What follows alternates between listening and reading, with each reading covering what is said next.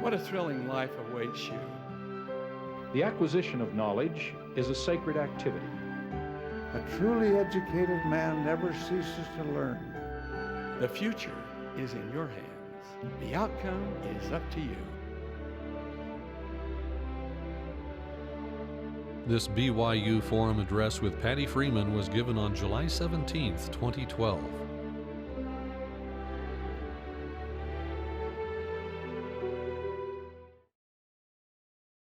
Good morning, brothers and sisters. I'm pleased to welcome you to our Forum Assembly today.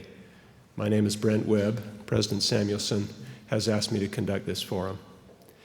Today we're delighted to hear from Patti Freeman, Professor and Chair of the Department of Recreation Management and Youth Leadership.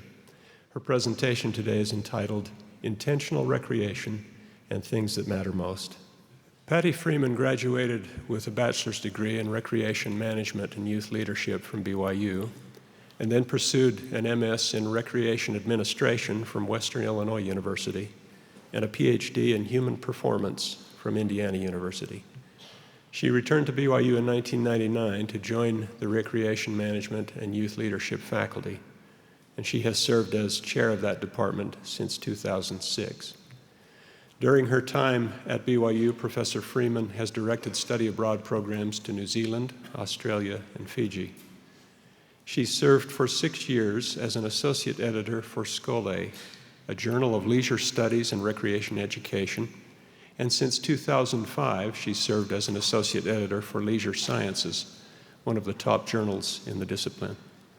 Professor Freeman is also an accreditation team site visitor for the Council on Accreditation for Parks, Recreation, and Tourism.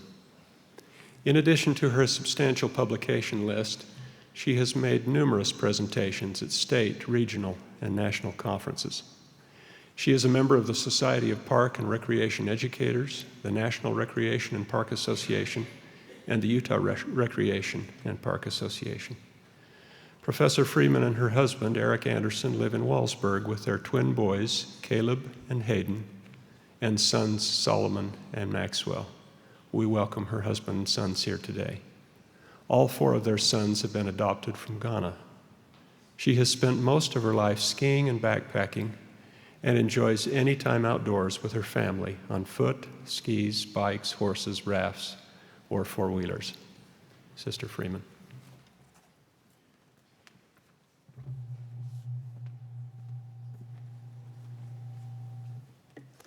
Thank you for that introduction, Dr. Webb. I appreciate it. I thought you were going to say after we're going to go skiing or backpacking or be on a horse, which I invite all of you to do that. The invitation to speak today was difficult for me to accept. When I heard the word forum, I immediately thought of forum speakers I have listened to over the years, and it was readily apparent that one of these things is not like the other, and it is me. I'm not Condoleezza Rice. I'm not Ken Burns, but I hope what I have to say will be of value to you today. I've been humbled and stressed by this opportunity, but I'm grateful, and I'm even trying to feel grateful for it today. I'm thankful for my husband, the critical work he does in our home, and for all of his talents and abilities. I appreciate my family, my parents and my in-laws for being here today, my friends and each of you, and for those who are watching and listening on TV. When I received the call in mid-April from Associate Academic Vice President Jeff Keith inviting me to speak, it was the first day I had spent much time in my office since returning from Ghana 2 weeks earlier to bring home our 2 new adopted sons. My heart, mind, and spirit are focused on the singular task of adjusting, all 6 of us, to our new family life. Through patience and persistence, Dr. Keith gently persuaded me to accept the invitation. In one conversation, he gave me the option of speaking now or waiting a year. I can't imagine waiting a year for this. I felt impressed that the currency of some of the experiences my family and I were having would be relevant to my topic, so I chose to speak today. My intent is to encourage behaviors and priorities to help us be more intentional in using recreation to benefit aspects of our life that matter most.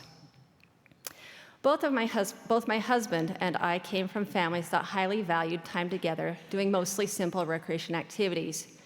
In particular, we both love being outdoors and appreciate the important role it has played in shaping who we are.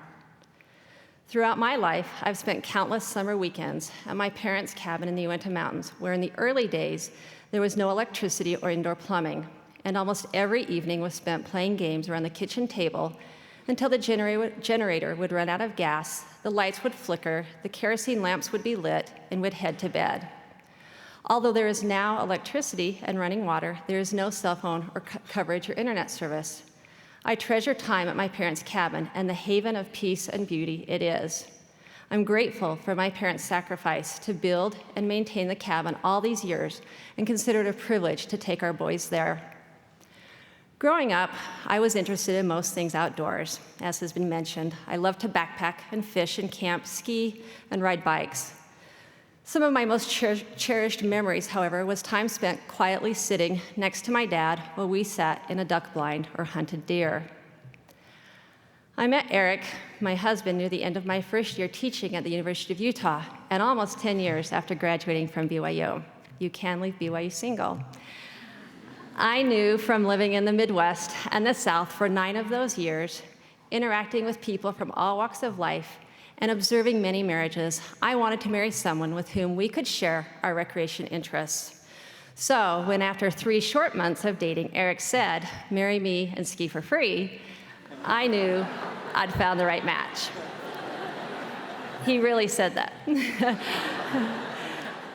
But he had a more serious proposal and much more to offer than that. But we do, in fact, enjoy free skiing as a family thanks to Eric's winter work as a ski instructor. So it was true. Eric and I have had the opportunity to adopt our 4 boys from Ghana.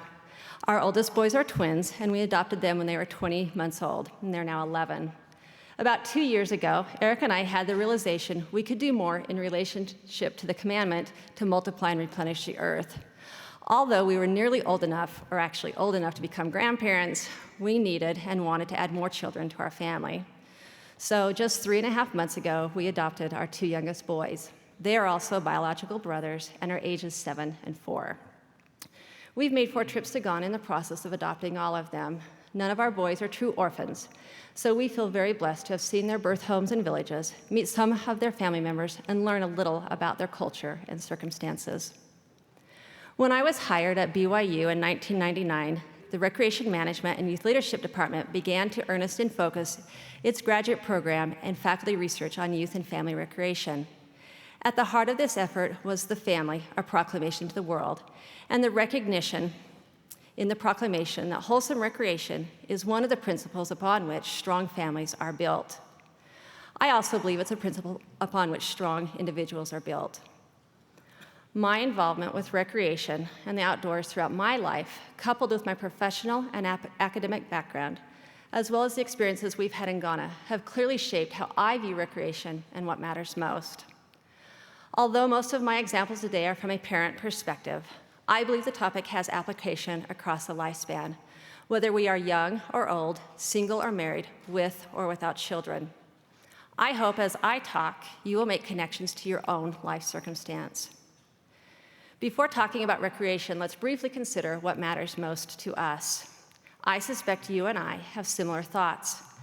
As I think about what matters most to me, it is relationships with others, my family, spouse, children, parents, siblings, my Father in heaven, my friends, and even myself and my well-being. Today, I want to focus on the importance of intentionally creating and protecting space and time for personal and/or family recreation that can strengthen relationships with those who matter most to us. Being intentional suggests we are purposeful, proactive, and mindful. To me, it implies acting rather than being acted upon. There are 2 assumptions I will share and discuss prior to considering ways to intentionally protect and create space and time for recreation. The first assumption is that recreation has power for good, and the second is that play and recreation matter. The first assumption is that recreation is wholesome by definition and has power for good. To me, the modifier of wholesome in front of recreation is not really needed, but it does imply certain behaviors.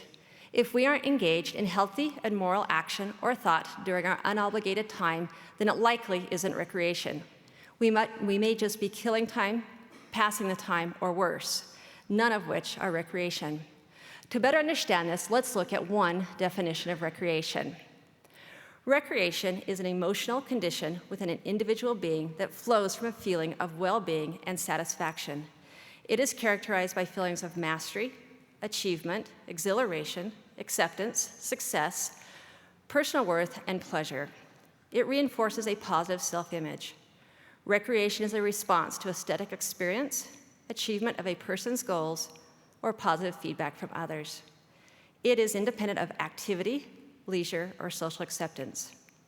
To further illustrate, let me quote from an essay by Dr. John Tanner, former academic vice president at BYU. The essay was written about labor versus rest, and he transitioned from rest to recreation as the essay progressed. I quote from the essay's end. I like the term recreation as opposed to, say, vacation. Vacation implies an empty, vacant time, a period of loafing, of hanging out, of passing the time. Recreation, by contrast, reminds us, by definition, that periods of time out can serve this serious purpose of renewal. At its best, recreation allows us to recreate ourselves in order to return to ordinary life, renewed, refreshed, and reinvigorated. The highest function of play is recreation. Let us not only remember the Sabbath to keep it holy, let us make time in a hectic, harried, 24/7 world for recreation. These quotes tell us what recreation can be, indeed should be, an experience leaving us better off than when we started. If we view recreation as good, powerful, and even spiritual, we may think about our individual and family recreation differently. The second assumption is that play and recreation matter. There are many reasons they matter, and much research has been done on this topic. I will share three I think are important. First, play is essential to healthy physical and emotional development. Second, play and recreation engender persistence. Third, family recreation can help shape how women and mothers are viewed. When we traveled to Ghana this last time, we were there for a few days before we received our new boys. During that time, we stayed at the temple housing by the Accra Temple, attended a few temple sessions in church, and met several missionary couples. We arranged to have our new boys brought to us at the temple housing the day before we flew home. The 30 hours we had with them prior to returning home were challenging for all. The oldest was inconsolable much of the time. He was scared, anxious, and sad. On top of it, language was a barrier and food a challenge. That first afternoon and evening, the oldest would wear himself out from crying and fall asleep for short respites. When he was awake, my husband had to stand in front of the door to block it from being opened as the boys sought their escape. It's kind of funny now. It wasn't at the time. We began to wonder about the placement and, more pragmatically, how we were going to get them on the plane the next night.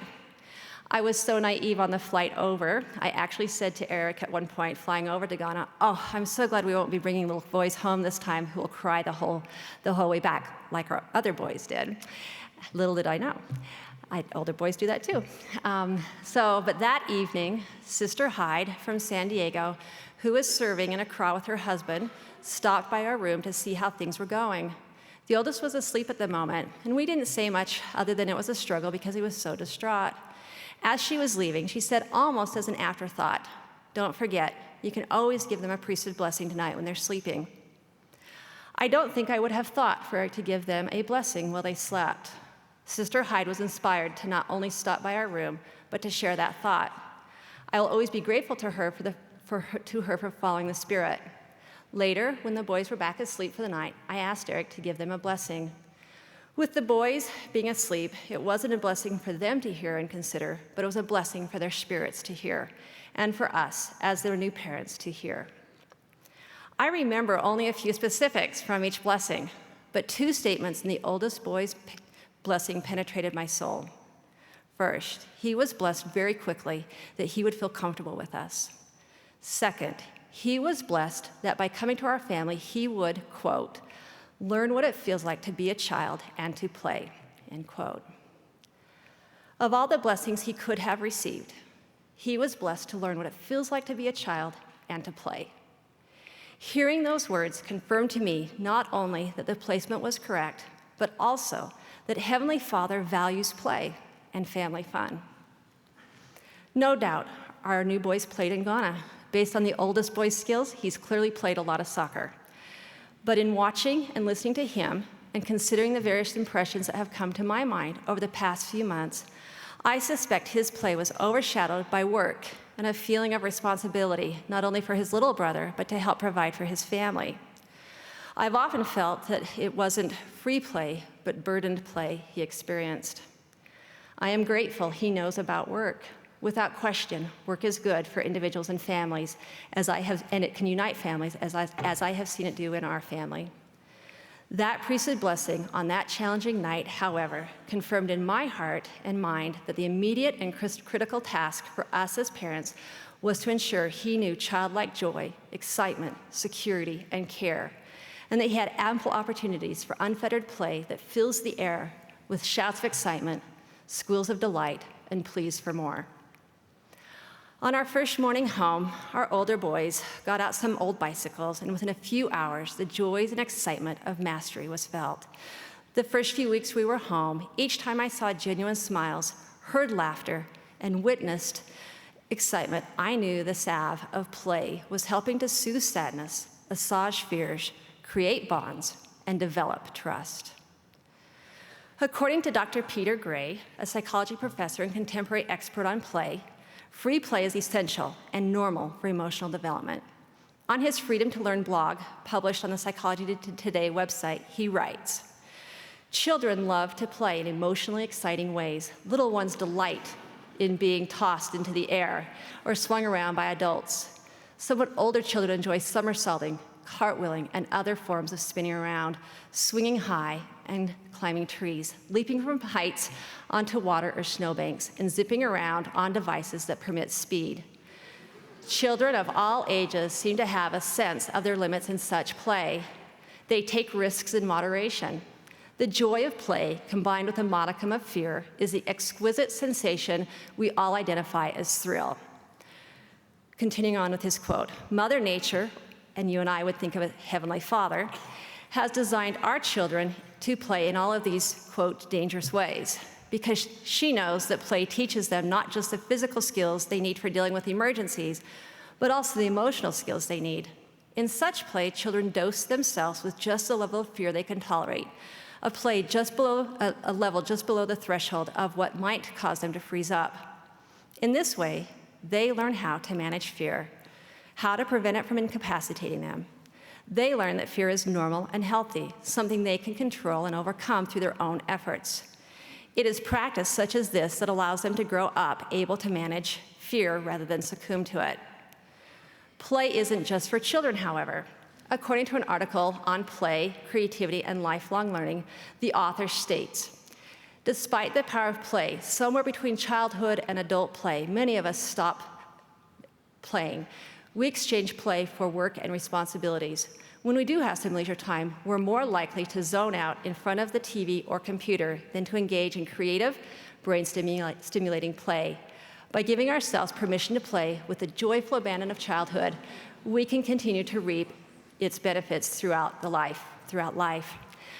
As a side note, that picture you're looking at just now, I'm going to talk a little bit later about my mother, but the last time she went off that cornice, she was in her late 60s. Noted psychologist Mahai Csikszentmihalyi concurs, quote, "Life without fun is not much worth, as many people who have achieved success and wealth at the expense of stress and depression realize. It should be easy to have fun, yet most of us have forgotten how to play, how to invest life with enjoyment," end quote. Persistence is defined as voluntary continuation of a goal-directed action in spite of obstacles, difficulties, or discouragement. It is one of 24 character strengths identified by positive psychologists relating to an authentically happy life. Persistence helps us become our best selves. We learn persistence quite logically by doing hard things. Without challenge, persistence isn't needed, but play should be fun and recreation freely chosen. So how do they stimulate persistence? The act of much play and the demands of many recreational pursuits naturally include elements of challenge, problem solving, and complexity. Play and recreation also provide the element of choice. Continue on or call it quits. Hard work, focused concentration, and diligence are often required when a toddler stacks blocks to build a tower or a child learns to ride a bike. Persistence is needed when my boys do 2-a-days with their lambs, with their sometimes unruly lambs, to help them be the best they can be for the upcoming county fair, or when labored steps are required to get up a steep mountainside, and when realizing that the thrills of the rapids in whitewater are frequently preceded by lots of flat water and often accompanied by upriver wind. I hope my boys are starting to realize if they can do hard things while at play and as they recreate, they can transfer those skills to school and to life. According to Dr. Martin Seligman, quote, "We deprive our children of persistence. What I'm trying to say is that we need to fail. Children need to fail. We need to feel sad, anxious, and anguished. If we impulsively protect ourselves and our children, as the feel-good movement suggests, we deprive them of learning persistent skills," end quote. The third area that shows us that play and recreation matter is that I believe that through family recreation and participating in recreation, it can shape how women and mothers are viewed. So consider your mother or other women and the influence they've had in your life. My mother skied on Utah State's ski team and won a second-place medal in the slalom in 1948 at the conference race on skis that are about 8 feet long, I think, and made of wood. My mother taught my father to ski. Together, they taught 6 children to ski. My mother taught me to fish when I was young. My mother reads every day. She studies scriptures and other doctrinal texts. My mother earned her bachelor's degree in 1948 from what was then Utah State Agricultural College and values education and learning. My mother created simple traditions and experiences that still draw us all back home. She supported our interests and encouraged us to pursue adventures. My mother exercises almost every day.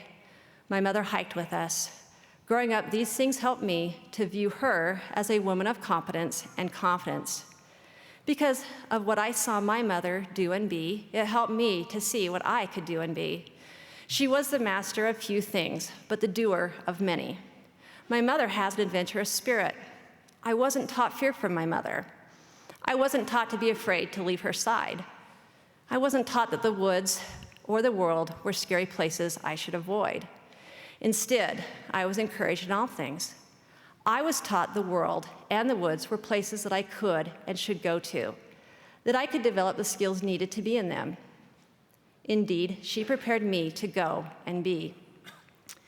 I, too, am the master of few things, but the doer of many. Gaining some competence in various outdoor recreation activities, as well as other areas of my life, has helped me to feel the truthfulness of 2 Timothy chapter 1, verse 7. Quote, "For God hath not given us the spirit of fear, but of power and of love and of a sound mind," end quote. I believe through our involvement as mothers with our families, specifically in outdoor or other challenging activities, our children will come to see that we are women without the spirit of fear. Through our active participation in family recreation, we can influence the way daughters will see and value themselves as adult women, future wives, and mothers, and the way sons will see and value women as their future wives or co-workers. We can teach our children, male and female, how to treat women and how to be treated as a woman through recreation. It isn't just having doors opened, being escorted by the arm down the sidewalk, or ordering first at a restaurant. It is about respecting and seeing others' potential, as well as viewing a woman as a capable partner who can solve problems, persevere, excel, and meet challenges. Recognizing recreation's power for good and that play and recreation matter has set the stage for us to consider 4 ways we can more intentionally create and protect space and time for recreation. They are, first, make recreation and/or family fun a priority. Second, minimize distractions of media and technology. Third, recognize the rejuvenating power of brief moments of freely chosen experiences. Fourth, simplify life. So first, to make recreation, play, and family fun a priority, we have to believe it matters as much or more than whatever else we may choose to do in our, quote, free time. Simply put, We need to make it a priority and protect time for it. If we believe it matters, we will be more likely to do it. Second, we can create space and time for recreation by minimizing distractions from media and technology. Often, they will fill time that could be used for not only active recreation, but also more meaningful interactions. Concerns with increasing media and technology use are one area that experts such as psychologists, physicians, family therapists, and our church leaders tend to agree. On a basic level, think for a minute about where the main TV is in your home or your parents' home. Is it in a place of prominence? Is it the focal point of the room or house? How many TVs are in your home? It is much easier to minimize the distraction of TV when it isn't front and center in our lives. It is easy to use TV and movies as a crutch when children need something to do, yet they aren't doing anything. We've used them that way ourselves as parents. For example, movies while riding in vehicles provide the illusion that we all love traveling together in the car. With a movie playing, of course we do. As long as we aren't touching one another, we can happily ignore each other and our surroundings. But movies, or earbuds for that matter, replace real communication, requiring listening and responding, the opportunity for ingenuity, and the chance to learn to get along. In early May, we were getting ready to go to my parents' home in Ogden. Although our new boys had met my parents, they had not been to their house. Shortly before leaving, I was upstairs printing something off the computer, and Eric called up to me, kind of in code, and he said, "Are you at all interested in the car?" The blank was movie, but he didn't want to say it out loud. As background, a few months earlier, we'd bought a portable 2-screen DVD player for occasional use in our vehicles. Walmart had them on sale for $50. That's why it came home. Also, we hadn't watched any television, none, or movies since we'd been home with our new boys. Although using moderation in TV viewing is an important principle, there were far more important interactions to have during that time. Without hesitation, I called down quickly, "No." He quickly replied, "Good, neither am I." Right after that, the oldest of our new boys came upstairs and asked me if I would write for him. I was just finishing the printing and we were hurrying to leave, so I asked him to get a pencil and paper and I would write for him in the car. I had no idea what he had in mind. When we got in the car, he passed up the paper and pencil to me. Over the next 20 minutes, he'd tell me something to write, stop and think, and then share another thought. His English was quite limited. As his thoughts emerged, I felt immediate gratitude that we hadn't defaulted to a movie. The list he produced was a gift. I don't know if you can see that. Not only to his grandparents, but also to us. It was the first window into his heart and mind we'd really had. Thankfully, we had created the space to allow that interaction to occur. He began by simple things of saying, "I like my cat. I like my house. I like the book my grandma and grandpa gave to me. I like my car." Things like that. It was the first window that we had seen into his soul. Had we invited the movie, even if I'd said I'd write for him, it likely wouldn't have happened because of the excitement and distraction. Due to their pervasiveness, personal communication and technology devices pose a much greater source for potential distraction to quality time with others than TV or movies do. Researchers, as well as our church leaders, are concerned about the eroding effect these devices can have on human relationships and personal well-being. Dr. Sherry Turkle, author of the recent book, Alone Together, Why We Expect More from Technology and Less from Each Other, stated in a recent New York Times article, quote, "We are tempted to think that our little sips of online connection add up to a big gulp of real conversation. Connecting in sips doesn't work when it comes to understanding and knowing one another. We expect more from technology and less from one another and seem increasingly drawn to technologies that provide the illusion of companionship without the demands of relationship. We think constant connection will make us feel less lonely. The opposite is true. If we are unable to be alone, we are far more likely to be lonely. If we don't teach our children to be alone, they will know only how to be lonely." Similarly, Elder David A. Bednar, in an address at BYU, Idaho in May 2009 titled, "Things as They Really Are," stated, "An immature or misguided spouse may devote an inordinate amount of time to playing video games, chatting online, or in other ways allowing the digital to dominate things as they really are. Initially, the investment of time may seem relatively harmless, rationalized as a few minutes of needed relief from the demands of a hectic daily schedule. But important opportunities are missed for developing and improving interpersonal skills, for laughing and crying together, and for creating a rich and enduring bond of emotional intimacy. Progressively, seemingly innocent entertainment can become a form of pernicious enslavement." We owe it to our spouses, children, friends, and ourselves to honestly evaluate the use of personal technology and communication devices and make changes as needed.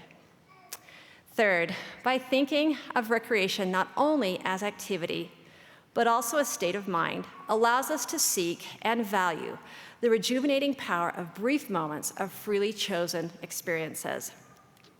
Due to work, school, church, and family obligations, we truly may not have much unobligated time for anything else. Often, on days when I get home and I'm still feeling a bit stressed, before going into the house, I walk out of the garage and back down our driveway to look out at the Wallsburg Valley, the back of Timpanogos, and rub on our horses. I take a few deep breaths, often express thanks to my Father in heaven for this beautiful world and his creations, and truly feel rejuvenated by those short moments and grateful for them. Sure, I'd love to have gone for a walk or been on a horse, but when those things don't happen, I seek out small moments with restorative power and use them for their benefit or for their potential. Don't overlook opportunities for brief moments that rejuvenate.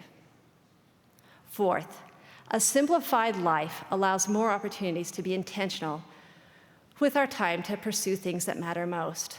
Like many of you and your travels, the time we've spent in Ghana, as well as villages in Samoa and Fiji, they have shaped our view of life, and specifically how we view stuff, and the busyness of life, and the hassles we make for ourselves by some cumbersome habits we create. For example, at church in Ghana, I noticed the children didn't have a church bag from which they could pick several toys or a small buffet of snacks. There were no containers of Cheerios. Yet somehow they got through church. With those images in mind, after we adopted our first boys, we intentionally minimized the amount of stuff we took to church or in the car. Our boys have done just fine. They've learned to talk to each other and us, think of and play card games, or simply look out the window and daydream. I was also struck by the many children I saw running along with a stick, hitting a rock, or playing soccer with a threadbare ball on a rough, uneven dirt field without real goalposts. Their energy and zest signaled happiness to me.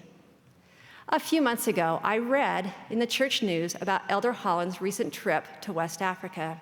Then, just last week, I happened to be on the LDS.org website and saw a link to some video clips of his experience. And I heard the tender words spoken by Elder Holland describing his time in West Africa. As I quote from Elder Holland's thoughts, you will see pictures from our recent trip to pick up our boys. I quote Elder Holland, "These people don't believe you have to have a lot of material goods to be happy. They seem to have been able to separate in their minds that those things, goods and acquisitions, don't have anything to do with being happy. It is an element of their faith that we would do well to copy and remember and teach. They are very happy people without much. I bow my head in their presence. They've had so little, and they do so much with the gospel. There is a faith and purity about these people that just leaves me awestruck. It is very, very easy to love them. It is their uncompromised joy in the gospel. They've had so little. They've had so little in their lives of material goods, but when they got the gospel, they just embraced it hook, line, and sinker," end quote. A simpler, less hectic, less material-based life will not leave us feeling less happy or fulfilled.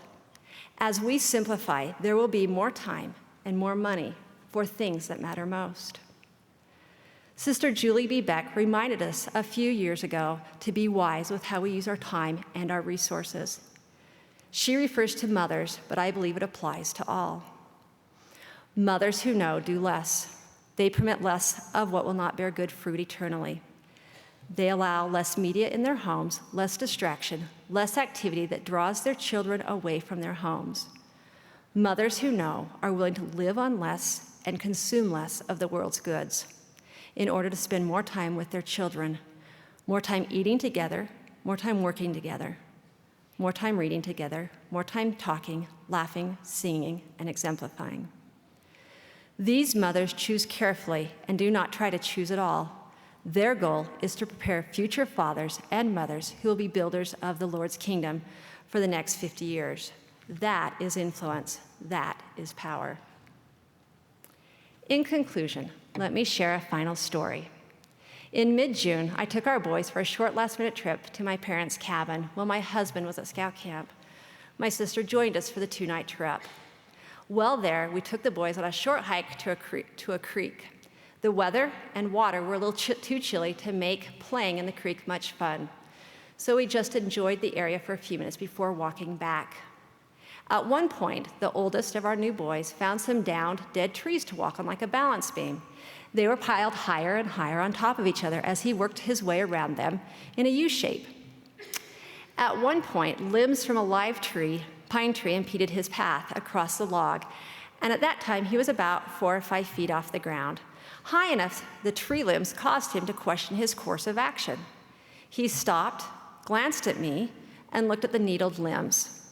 I was about to suggest he just turn around and come back the other way. When he straightened himself up, he squared his shoulders, kind of puffed out his chest even, and he sang out with conviction, "I will go, I will do," in the rhythm to the chorus of the familiar primary song. Those were probably the only words he knew from the song at that time. And then he proceeded to step over the limbs and finished his course on top of the logs. He had a simple goal: experience an obstacle challenging his path, stopped to consider his options, and then found his conviction to go and to do. It is my hope we will have a goal to intentionally use our recreation time such that we enhance those relationships and aspects that matter most in our lives. I hope when distractions and challenges of technology and time, priorities and professions, media and minutia get in the path of our intentional recreation, we will figuratively square our shoulders and say, "I will go, I will do." And we will stay the course to leverage the good in recreation to its full potential in our lives. Thank you.